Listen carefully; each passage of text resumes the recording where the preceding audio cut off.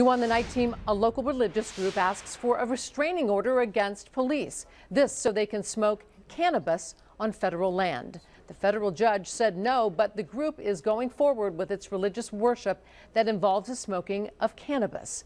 The night team's Tony Gugliotta has more from Providence.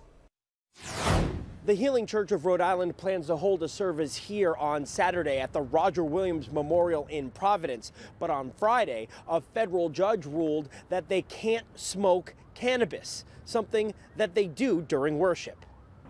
Providence is steeped with history, and for Bible literalists Ann Armstrong and Alan Gordon, it's the birthplace of American religious freedom.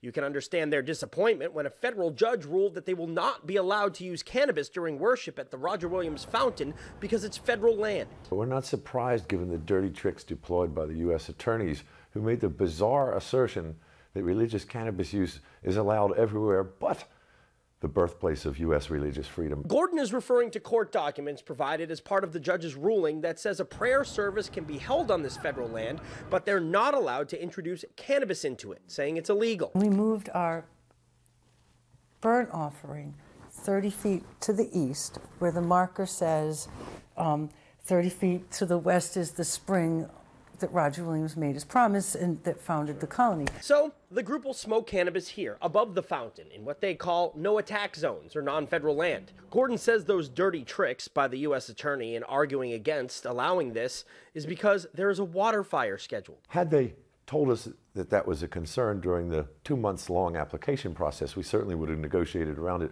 but they sprung it at the last second in a hearing when it had never come up before. And for Armstrong, she wishes that law enforcement would spend their resources elsewhere. 12 armed guards carrying us off is exciting attention. Ann and Alan say that they will continue to fight to allow cannabis to be used for their cause. In Providence, Tony Gugliotta, NBC 10 News Night Team.